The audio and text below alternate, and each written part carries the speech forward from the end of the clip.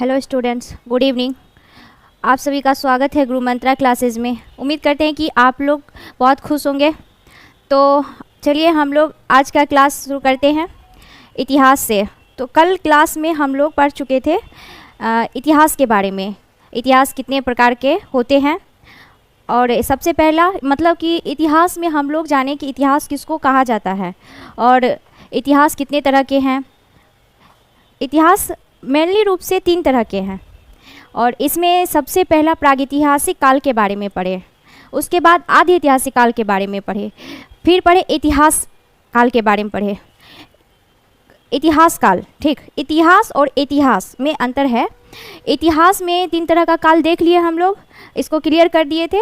और आज हम लोग पढ़ेंगे इतिहास के अंतर्गत जो स्रोत इतिहास मतलब इतिहास को कहाँ से जानते हैं हम लोग।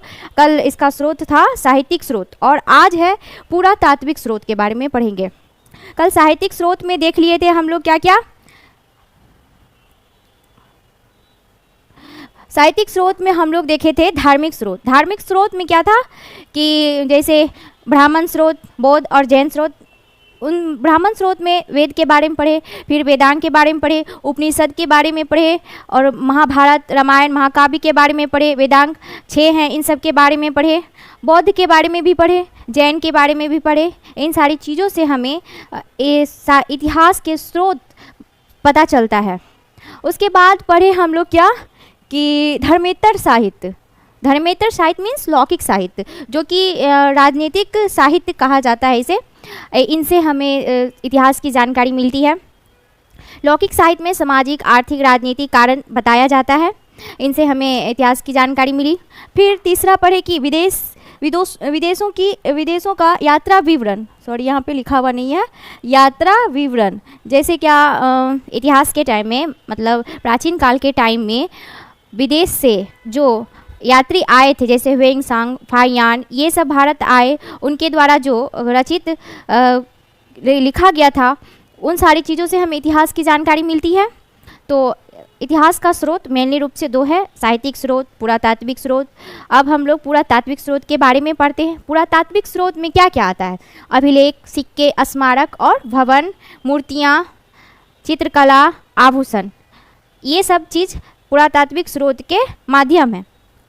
इनसे हमें पुरातात्विक स्रोतों का पता चलता है। जैसे देखते हैं कि अभिलेख में, अभिलेख 2 तरह के होते हैं, ठीक, निजी अभिलेख और सरकारी अभिलेख। निजी अभिलेख में क्या होता है कि सामंत लोग किसे कहा जाता है कि जैसे जमींदार हुआ, व्यापारी हुए, इन लोगों का अपना एक अभिलेख होता था।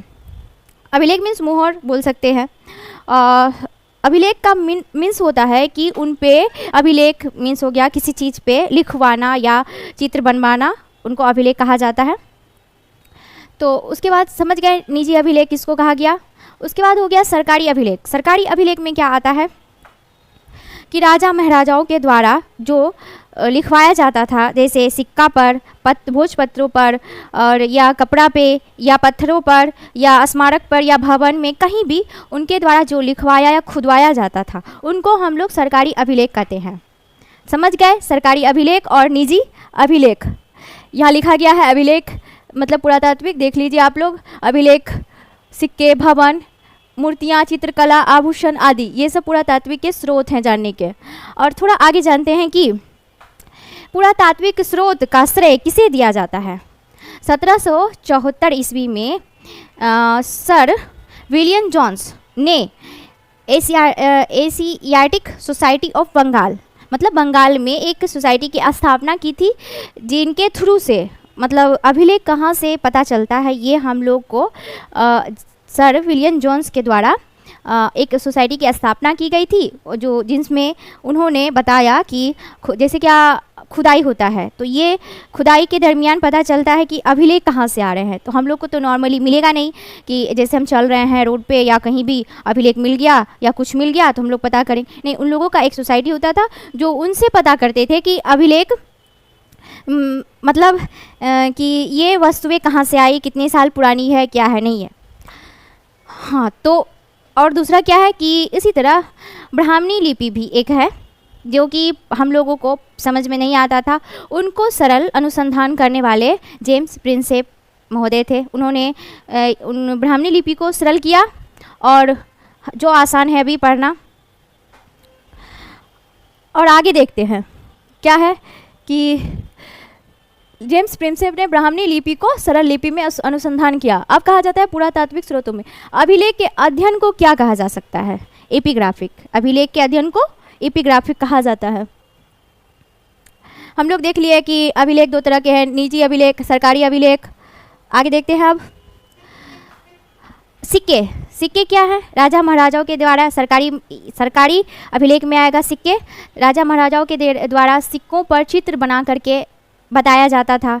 स्मारक जैसे हम लोग देखते हैं कि स्मारक बना करके बताया जाता है। और भवन में भी लिखाया जाता था। मूर्तियाँ भी होती थी, उनसे हमें पुरातात्विक स्रोतों की जानकारी मिलती है। चित्रकला से हमें भी पता चलता है इतिहास के बारे में। आभूषण से भी हमें पता चलता है। तो हम लोगों ने इतना देखा कि पुरातात्विक स्रोत के बारे में। तो अब आगे देखते हैं।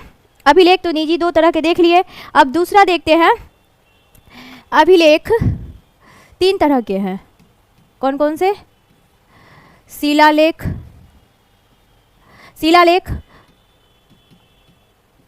स्तंभलेख और गुहालेख। शिलालेख में क्या हुआ कि खंभों पर नहीं, छोटे छोटे पत्थरों पर लिखाया जाता था, इसको शिलालेख कहते हैं। और स्तंभलेख जो खंभों पर लिखाया जाता था, बड़े बड़े खंभों पर, और लिखा करके राजा महाराजा लोग अपने आदेश कानून जो भी होता था उनको खंभों पे लिखा करके जगह जगह रखवाया जाता था। गुहालेख में क्या हो गया कि गुहालेख में हो गया गुफाओं में लिखा गया। For full videos, just go to our website application, gurumantra.online for offline centers. Burma Center, 6th floor, Boring Road, Patna 01. College Chowk, near Purnia University, Purnia, 854,301. Contact us, 913-590-4639.